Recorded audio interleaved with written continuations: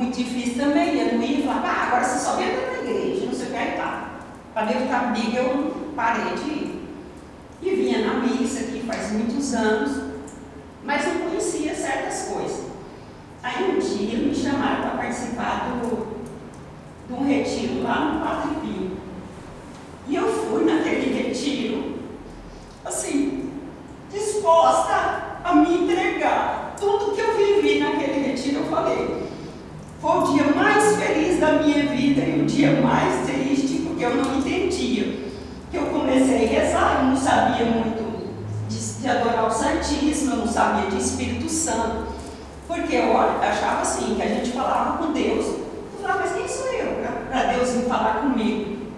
Sabe, eu não sou nada, eu sou uma pecadora, eu sou cheia de defeito, e não achava que Deus falava com a gente, mas eu fui, e eu fui fazendo tudo, a pregação, obedecendo, e eu acho que eu fui enchendo da graça de Deus e do Espírito Santo, que o padre falou depois até para minha família. Eu fui ficando louca. Tinha gente que pensava que eu era louca.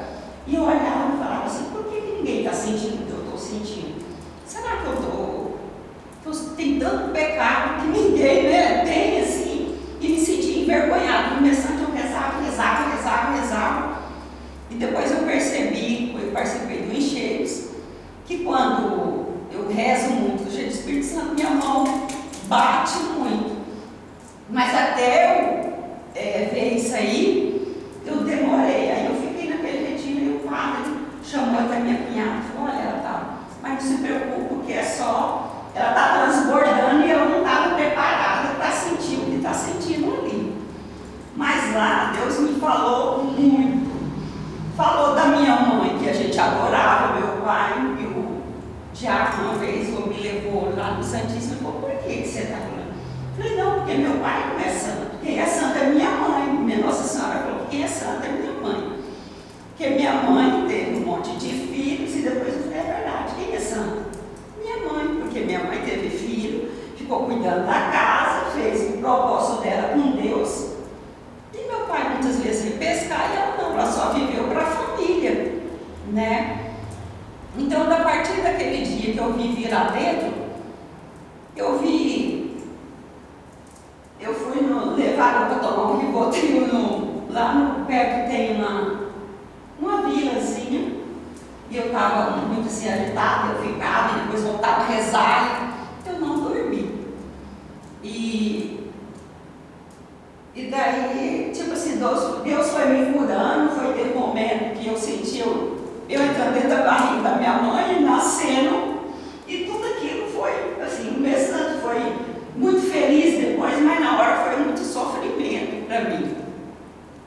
Eu sei que quando eu saí de lá, eu saí daquele acampamento, eu saí rezando, e minha mão juntava, eu não queria rezar, porque eu ficava com vergonha dos outros, e fui.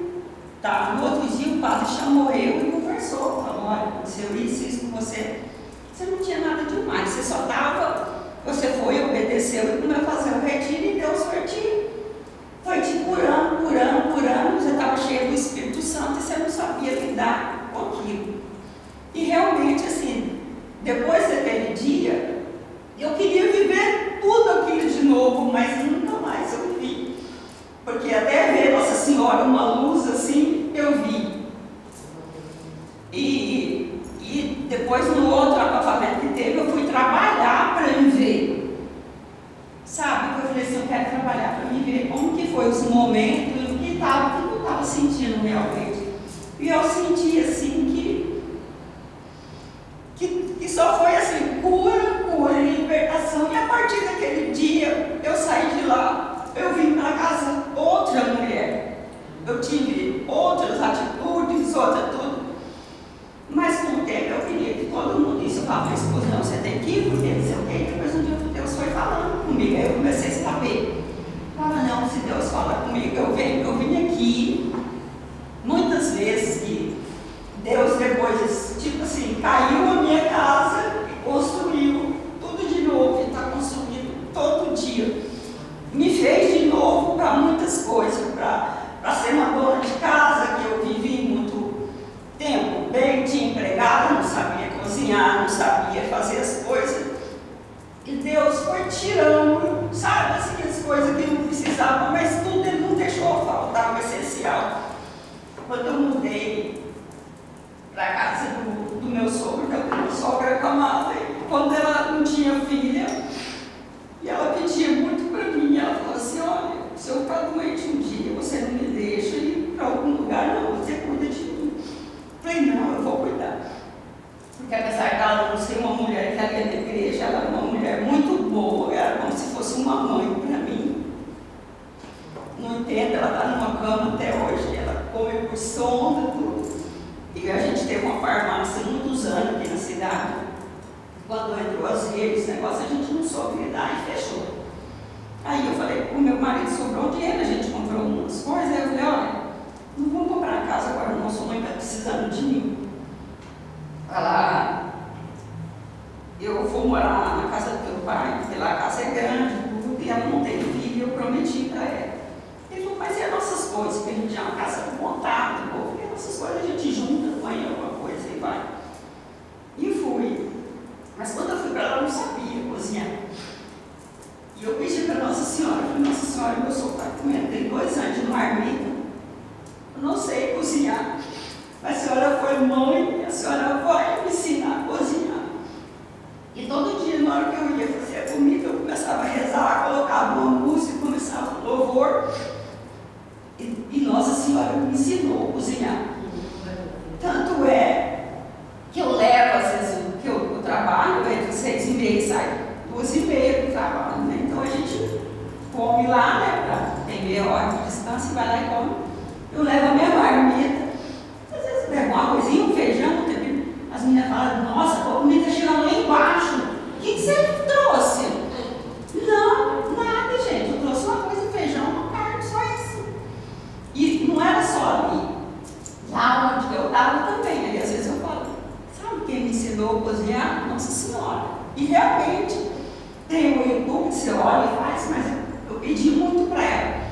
Porque quando eu tinha empregado que cozinhava, quando ela saía de férias, eu não ficava preocupada com uma faxina da casa. Eu ficava preocupada com a comida, que eu não gostava de cozinhar. Pensa bem, uma mulher que tenha 20 anos de casada e não gostava de cozinhar. Então, Maria me curou de muitas coisas. Então, eu vejo assim, tirou muitas coisas que tinha de supérfluo também, nunca faltou nada. Muitos milagres eu recebi depois que eu mudei. Meu marido teve um tumor atrás dos olhos também. E não foi dias fáceis, nesses anos também que eu voltei, que eu fui, sabe? Mas sempre eu coloquei Deus na frente. Um dia eu estava aqui no cerco, que logo depois da pandemia eu comecei a vir no cerco, porque eu trabalhava à noite. E eu começava a vir no cerco, porque eu falei, não, cara, que nem você falou, tem que ter um tempo, porque a gente precisa se reabastecer.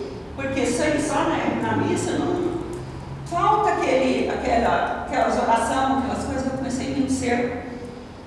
E a Maria falou, você tem uma pessoa que está rezando para uma pessoa que está com um tumor na cabeça. E Jesus está falando que essa pessoa vai ser curada. Na hora que eu falei isso, eu falei, meu marido, eu não tinha falado para ninguém. Eu cheguei em casa e falei, Beto, a menina falou, você vai ser curada. E na hora que ela falou, eu sei que é você. Mas começou a demorar. E eu não entendia a demora, porque todos nós tínhamos limite quando a gente passou apertado. Meu marido foi lá e tirou a dele. Não, eu não preciso, eu não uso. Eu falei, Beto, mas a gente está pagando de todo mundo, deixa a tua aí. O homem é teimoso, né? Não sei, mas. Um dia ele colocou eu dentro do carro, gente, verdade, porque eu continuei pagando, ele colocou eu dentro do carro, hoje nós vamos atirar. Porque eu não vou ficar pagando isso, não. Eu falei, tá bom. E ele era justo que não tinha um Unimed, que aconteceu isso. E falou, Senhor, eu às vezes eu acordava de noite e chorava, falava, Senhor, por quê? Ele deixou todo mundo e ele foi lá e tirou dele. Podia ser eu, qualquer um daqui, mas menos ele. Não dizendo que eu falava, não, calma. Eu falava, não, mas se Deus me falou, vai acontecer. Mas a gente, uns dias, porque eu sou assim, todo mundo é meio São Tomé, você só acredita depois que acontece. Aí chegou o fim de ano, era o casamento, eu tenho 2 filhas. A mais nova ia casar E meu marido não reclamava. Então depois eu pensei, esse que precisa de orar mesmo sou eu, porque ele. Eu falava para ele, tá tão difícil, ele falava, vai, tá tudo certo. Vai dar tudo certo. Se eu tiver que passar, eu vou passar. E aí, quando a gente percebeu que ali a gente mora ali perto de São Francisco, ele ia no mercado, comprava as coisas de casa que eu precisava e não falava nada. Eu, na despedida de solteiro da minha filha, nós fomos. Aí nós saímos de casa, saímos dali do redondão que ele convivia, e eu percebi, todo mundo percebeu que ele estava completamente cego. Que ele, para ir no banheiro, ele tive que levar ele até lá para ele entrar, porque ele não sabia olhar de homem e de mulher, geralmente as placas são grandes, né? Aí foi chegando o Natal e todo mundo entrou pela defensoria, porque os filhos ricos estavam sempre poucos mil e a gente não tinha. O que eu tinha era uma sala que a gente tem, que tinha que vender, que era para comprar minha casa, para fazer. Aí minha filha olhou e falou, mãe, olha, a gente não dá mais para esperar pela defensoria, porque o médico falou que o que o pai está perdendo provavelmente não é difícil recuperar. Mas a gente tem que vender, então, eu falei, tá bom, minha filha, ele depende do aluguel que a gente tem, eu falei, tá bom. Aí conversei com ele, falei, olha, Beto, eu não sei o que você está sentindo, se você está sentindo é você, então eu quero que você me fale.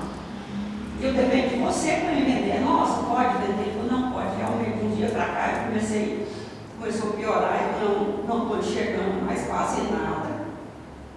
Aí minha filha voltou no médico e falou, doutor, nós vamos ver o que vamos fazer, a gente vai vender alguma coisa da gente para ver, para pagar a cirurgia do meu pai. Aí ele falou, tá bom. Aí ele falou, tá, mas vamos lá ver a defensoria. Aí eu vim, conversei com Jesus.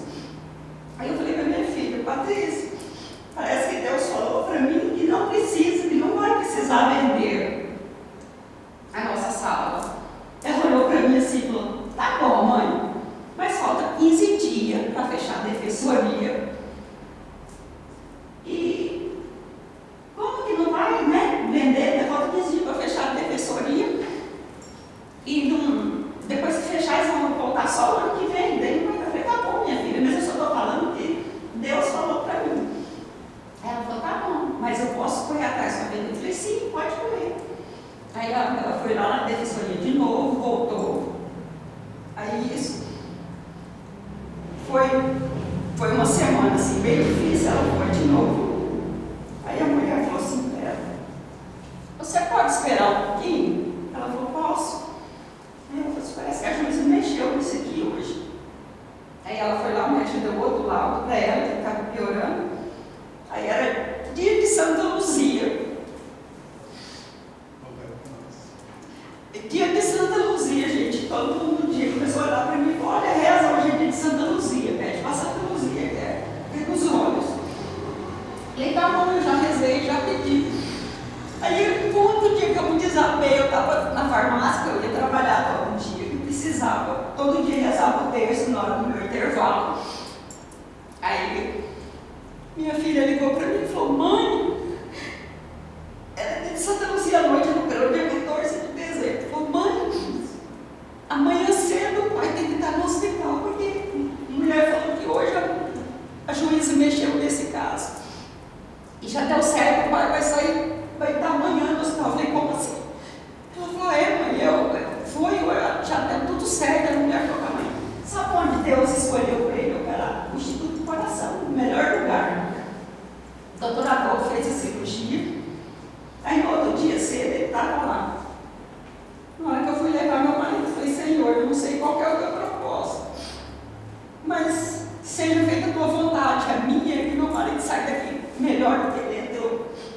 E foi o que aconteceu. E minhas filhas tudo postou, mostrou, sabe, fez promessa. Então o que a gente fala? Deus é um Deus do impossível. Né? Nem tudo que eu pedi ele me deu. Não, nem tudo. E nem tudo vai ser do jeito que a gente quer.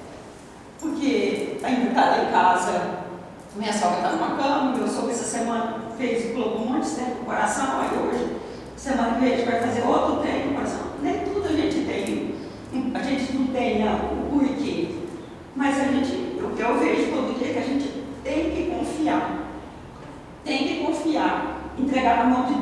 você quiser a foto da minha irmã, eu deixei meu celular no carro. Aí de novo, as fotos da minha irmã estavam passeando aqui, minha irmã tem 70 anos, mas se olhar para ela, não parecia nem que tinha 60 e pouco. Bem cuidada, boa, estava aqui passeando, veio no casamento do João e da Elô. Aí ela falou, ela é viúva, aí ela falou, agora eu vou lá para São Paulo, vou ficar com o Joãozinho, que é o aniversário dele, e vou para Bahia, lá na casa de uma minha prima, passear. Ela chegou lá, deu um AVC nela. De tarde, deu um AVC com aneurisma cerebral. Ela estava olhando o negócio, caiu, tinha que fazer check-up todo ano. Caiu, ficou entubada. Né? Eu mostrei tudo para ela, pode ter lá, vou mostrar entubada, 3 meses. Saiu quase 3 meses, 2 meses, ficou entubada mais de 1 mês. O médico olhou para minha sobrinha e falou, olha, ela tem 18% de chance de sobreviver. Depois ela saiu do hospital, não está andando ainda, porque está fraquinha, ela já era magrinha que eu, ficou bem magrinha. Saiu ontem do hospital, fez tráfico, fez um monte de coisa, não está andando ainda, porque ficou numa cama, deitada, não podia levantar.